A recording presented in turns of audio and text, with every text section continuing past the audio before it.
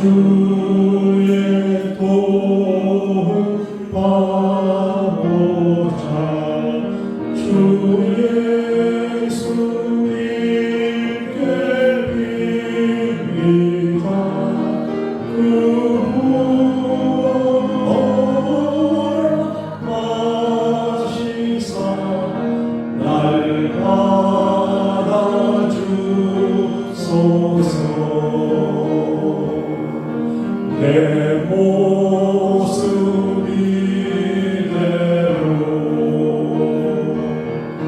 주 받아주소서. 날 위해 돌아가신 주 날 받아주소서.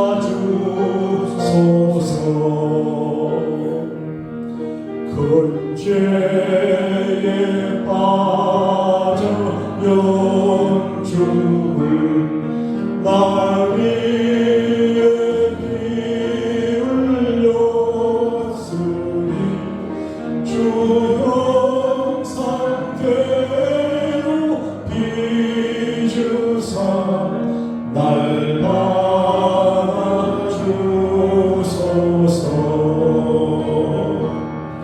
내 모습 이대로 주 받아주소서.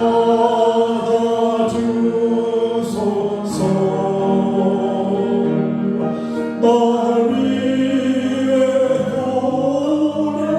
돌아가신 주 날 받아주소서.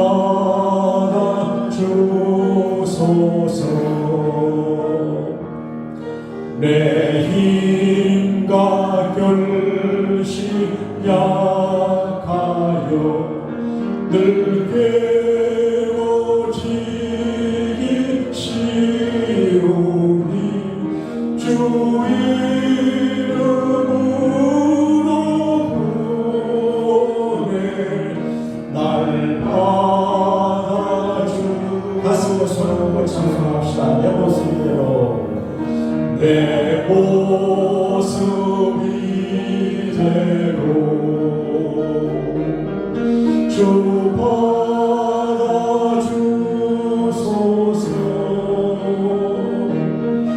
날 위해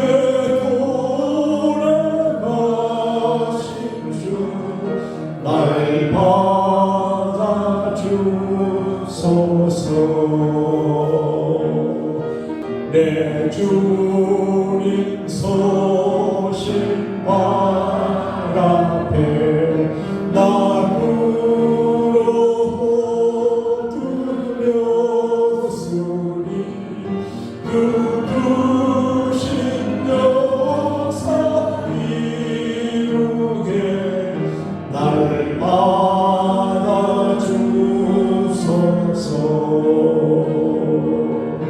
내 모습 이대로 주 받아주소서. 날 위해 돌아가신 주 날 받으려 한번 더 하겠습니다. 내 모습 이대로 주 받아주소서. 내 모습 이대로 주 받아주소서.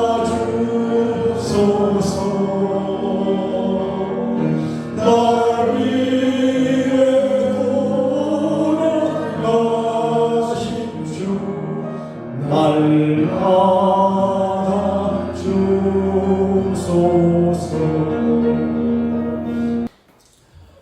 한 번은 예수님의 제자들에게 이렇게 말했습니다. 나와 네 복음을 위해서 아내나 어머니나 자식이나 형제나 또 전토나 뭘 잃어버린 사람은 100배로 받는다. 100배. 그리고 핍박도 받고 천국 간다. 그렇게 말했어요. 주님 때문에 손해보고 수고한 분들은 절대로 지옥 가지 않고 천국 데리고 간다. 그렇게 말씀하셨어요. 오늘 갑자기 나주의도 받고자 찬송할 때 우리 에스컬레이터 제작이 생각이 나요. 저게 저는 고장이 났었거든요. 근데 이제 이 수리비가 제작비가 비싼데 이제 말씀 실명을 듣는 것 좀 양해해 주시기 바랍니다. 기도해 주시라고 우리 박기리 권사님의 남편 되신 분의 생명보험 들어있는데 권사님이 허락받았는가 안 받았는가 모르지만 생명보험을 해약해가지고 구독 갖고 제거했어요. 그래서 우리 박 권사님 남편이 천국 가도록 또 제가 탈 때마다 기도해 주시기를 바랍니다. 그래서 예배당 에스컬레이터 생명보험 해지해서 했는데 지옥보험 여전 나쁜 분이 아니겠어요? 좌우에 계신 분과 인사합시다. 우리는 천국에서 만날 수 있습니다. 우리가 천국을 바라보고 살아가지만 현실이에요. 우리가 천국을 바라보고 진리를 추구하고 주님 사랑하고 그리고 고상한 믿음으로 살아가지만 우리 두 발은 땅을 딛고 있고 사람을 만나고 먹고 자고 관계성 속에서 살아가요. 천국도 굉장히 중요하고 삶도 중요하거든요. 어떤 사람들이 현실을 무시하고 대충 살아라. 천국 가면 된다. 절대 그렇지 않아요. 천국도 굉장히 중요하지만 이 땅에서 하나님의 나라를 누리고 전하고 보여주고 살아가는 게 중요합니다. 할렐루야. 어떻게 살아가냐. 오늘 말씀의 키워드는 리밋, 한계예요. 한계. 저도 목회를 하다가 보게 되면 한계를 느껴요. 이 한계를 어떻게 해야 되나. 극복해야 될 한계도 있고 어떤 걸 그대로 억셉해야 돼요. 믿음은 한계를 극복하는 거예요.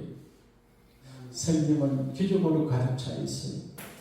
임금의 한계, 사업가의 한계, 남자의 한계, 여자의 한계, 한계 상황에서 한계를 용납하지 않고 한계를 극복하기 위해서 예수분들이 이야기해요. 예컨대 한나 같은 분은 눈물이 많은 사람인데 그래도 기도로 한계의 상황을 극복해서 사무엘을 낳고 또 자녀를 얻었어요. 다윗 같은 사람은 이제 내일 얘기하겠습니다만 부모님이 제긴 사람이에요. 소외 당한다는 게 얼마나 어려운지 아세요? 다윗의 형제들이 마흔인데 사무엘 선지자가 자기 마을에 오셔서 이제 자기 형제들을 불러서 행사할 적에 아버지가 너는 들에 가서 양이라 봐라. 막내예요. 아버지가 다윗을 제킨 거예요. 어벤들 버린 거예요. 너는 사무엘 선지자한테 갈 자격도 없고 갈 필요도 없어 가. 근데 시편이지만 내 부모는 나를 버렸을지라도 하나님은 나를 버려야 한다. 그렇게 말했어요. 근데 한계 상황이 다윗은 아버지마저 제낀 사람인데 그 어려운 한계 상황을 그 믿음을 극복해서 형들을 제치고 임금이 되잖아요. 제 같은 경우에도 교회 다니면서 어릴 적에 예수님께 기도해서 불가능한 한계를 극복한다는 교육을 받았어요. 이게 희망이고 믿음이에요. 그래서 그 믿음의 줄을 붙잡고 기도하면 된다고 하는 그 말씀 붙잡고 대책 없이 기도하고 무작정 기도하고 안 되는데 기도했어요. 그러니까 하나님께서 목사가 아무나 되는 게 아닙니다. 그리고 미국 와서 이렇게 목회하는 거 여러분 내가 시장이 쪼다처럼 보일지 몰라도 아무나 그래 하는 게 아닙니다. 네? 이게 작은 교회지만 목사를 쓰임 받는 게 절대로 쉬운 일이 아니에요. 나는 내게 설 수 있는 사람이 아니에요. 하근사님이 우리 어머니 계실 때 한국 가서 우리 집에 가서 효당 오시는데 우리 집에 갔다 오신 분이 우리 되게 촌이지요. 우리 집이 짧은 촌놈이에요. 그러니까 믿음은 이제 한계상 극복해야 돼요. 지금 여러분 새벽에 나오시는데 불가능한 일들, 이미 정해진 것들 때문에 고민하는 분이 있어요. 그래서 기도하고 한계성을 오버컴할 수 있습니다. 그러게 되기를 축복합니다. 동시에 한계를 알아야 돼요. 이게 예의고 신앙이고 철학이에요. 믿음이에요. 한계를 모르는 사람은 참 위험한 사람이에요. 그래서 자기의 리밋을 알아야 돼요. 리밋을. 예컨대 제가 제 형님하고 제가 있으면 나는 말을 안 해요. 형님이 말하시게 해요. 그리고 절대 오버하지 않아요. 뒤에 비켜나요. 제 아들도 제 형수 오시면 절대 비켜나요. 형님이라고. 만약에 제가 형님 챙기고 뭐 설주고 그러면 제 아들 그러면 그게 한계를 모르는 거예요. 그래서 동양의 사상이 장유유사라고 하는 질서거든요. 교회도 질서가 있어야 돼요. 예, 근데 이 목사님, 차 목사님이 눈치껏 예절 발라서 저를 잘 도와주는데 질서 모르고 저는 어떡하겠어요? 만약에 감사원을 차 목사님 사모님이 제 아내가 가만히 이렇게 설주고 다니면 내가 봐줄 수 있겠어요? 그래서 한계를 알아서 해야지 믿음이 아니에요. 질서의 하나님이기 때문에 교회나 가정에 질서가 없으면 한계를 알아야 돼요. 그리고 장남은 장남의 책임을 알아야 되죠. 이게 한계예요. 그리고 우리가 살 적에 이제 내 능력의 한계도 알아야 돼요. 능력의 한계. 내가 모든 걸 다 할 수 없습니다. I can't do everything. 그거는 거짓말입니다. 내가 모든 걸 다 할 수 없습니다. I can do everything in Christ. 예수님 안에서 할 수 있지만 나는 못해요. 그러니까 내 능력의 한계를 알고 사는 게 지혜예요. 무슨 일도 없는데 제가 이빨이 건강하거든요. 우리 아버지가 어렸을 때부터 치아 관리하는 걸 가르쳐서 건강한데 내 아내가 이빨 아플 때 내가 몰라서 팔에 벌준지 모르지만 잇몸이 아팠어요. 네? 그게 힘들더라고요. 잇몸이 아프니까 아이고 지금 때문에 보고 지쳐가면 영 힘들어요. 그래서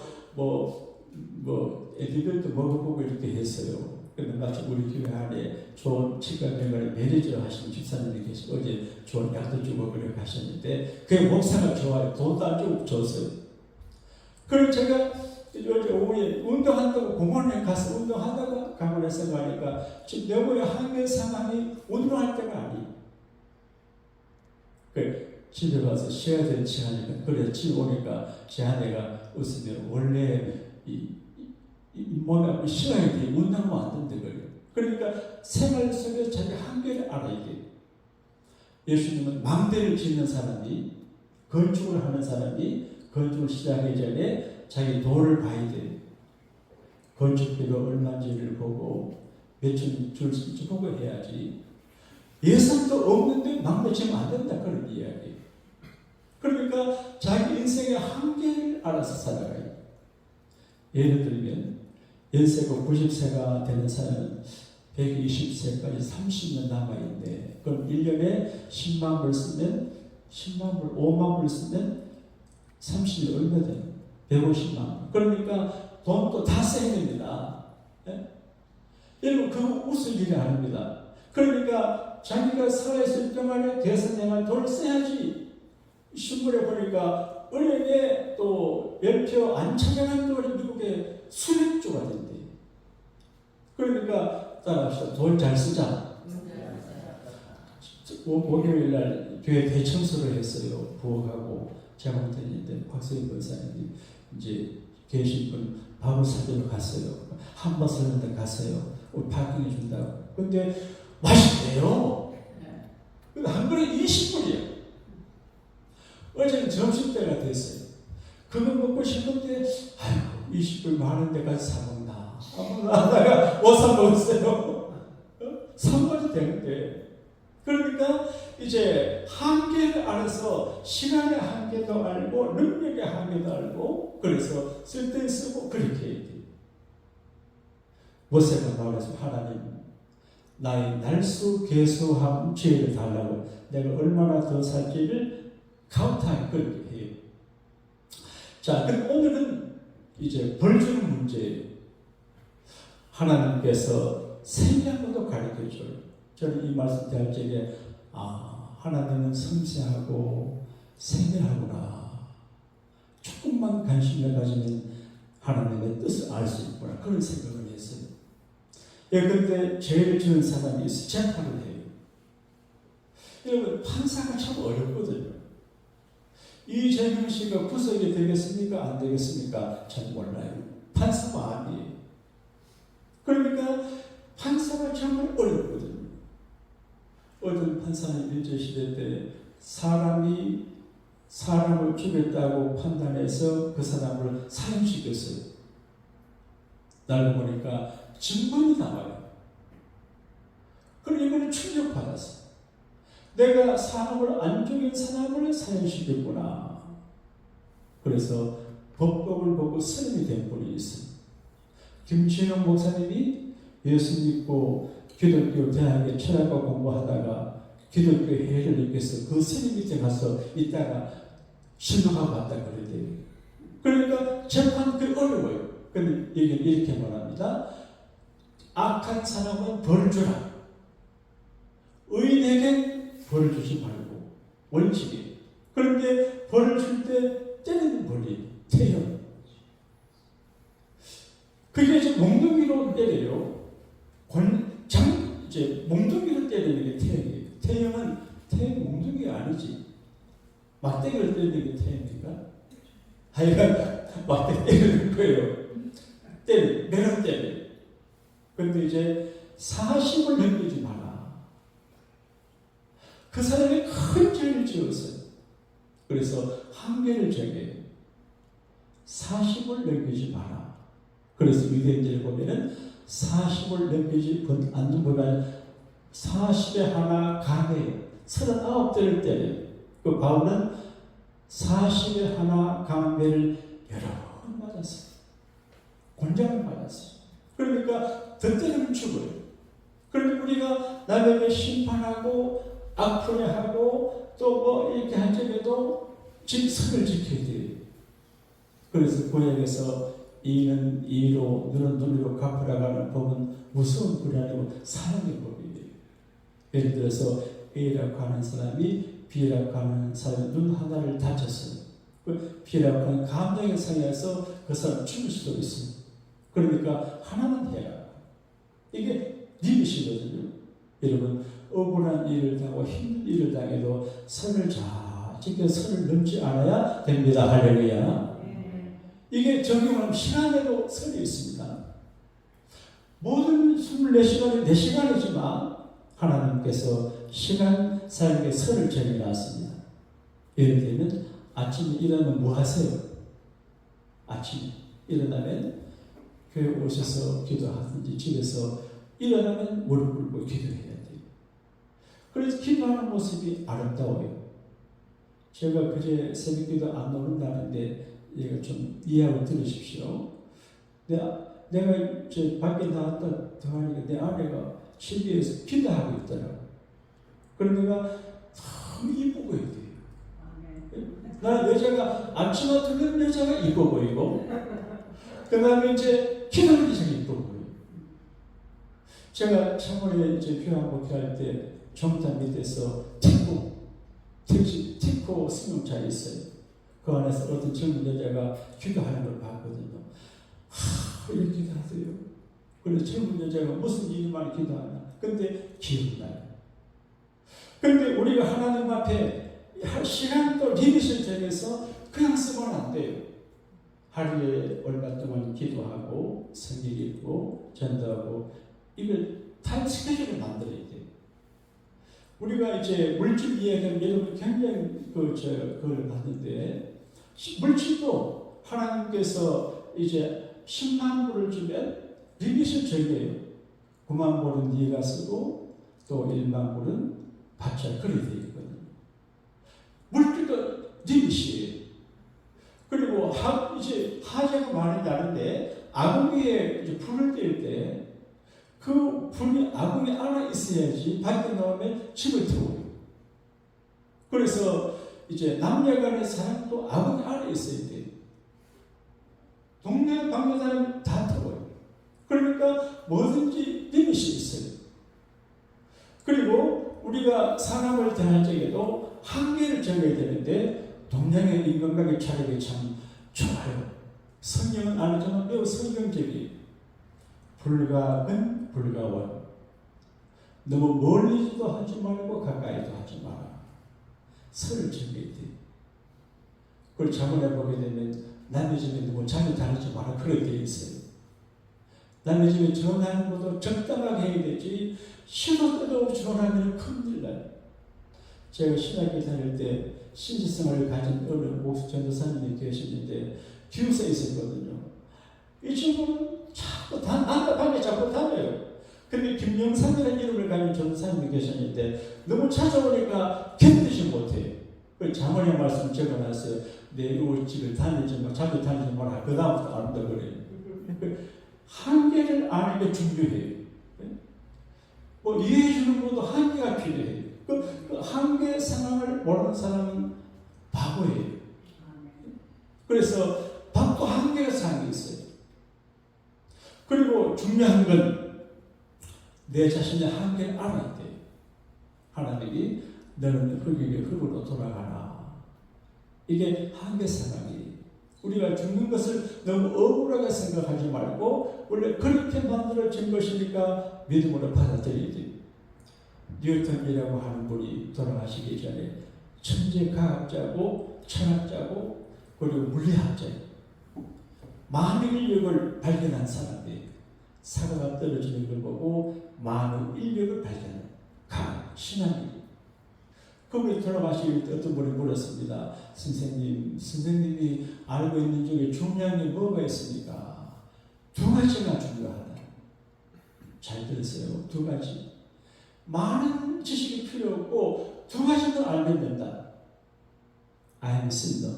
내가 죄인이다. 그 다음에 예수님이 Jesus my Savior. 예수님이 내 구주다. 나는 죄인이지만 예수님은 구주다.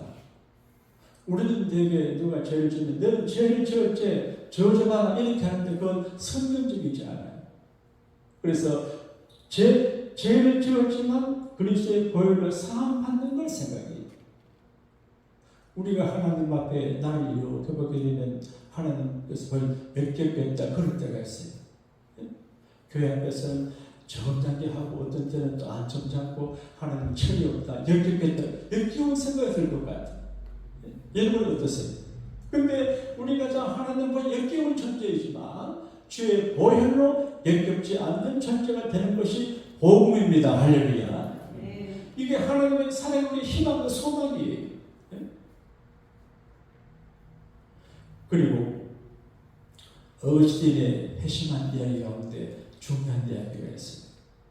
어거스틴이 어머니가 믿음이 좋은 모니카지요, 기도하지요, 천재적인 대학 교수예요. 인기도 좋아요. 훈남이에요. 근데 고민을 해요. 이 종교, 저 종교 방황해요. 그리고 성경 읽어도 믿어지지 않아요. 그런데 한 번에 꿈 같은 환상을 봤어요. 어린 아이가 바닷가에 웅덩이를 펴놓고 조개를 가지고 물을 펴서 이렇게 담아요. 뭐하냐? 예, 나는 이 바닷물을 퍼서 모래 웅덩이에 담으려고 합니다. 이 바보야, 어떻게 큰 바닷물을 거기 담을 수 있냐? 그러니까 얘기하는 소리가 당신이 바보다. 당신이 작은 머리 지식으로 어떻게 바다 같은 하나님의 세계를 다 이해하려고 그러냐? 그래서 이해하고 믿는 게 아니에요. 그냥 믿는 거예요. 믿음이 뭔지 알고 믿을 수 없어요. 믿는 거예요. 나는 예수님 믿을 때 예수님을 내가 신뢰해요. 그러니까 예수님을 절대적으로 신뢰하기 때문에 예수님의 그 모든 말씀을 그대로 믿어요. 나 천국 안 가봤어요. 그래도 믿어요. 주님은 사기꾼이 아니거든. 사랑하는 여러분, 세 가지를 기억해야 됩니다. 우리가 한계 상황에서 믿음으로 극복하는 것이 믿음이고, 그리고 이 세상의 인간 관계성 속에서 한계를 정해서 사람을 대해야 돼요.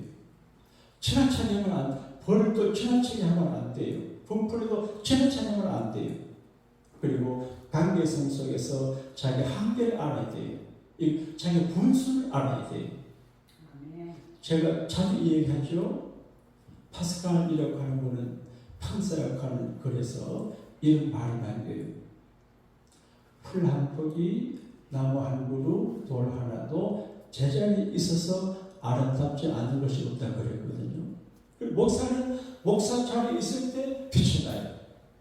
자기 자리를 지켜야 돼요. 천사의 루시퍼가 마귀가 되어 있어요. 사탄이 천사장이에요. 이인자예요.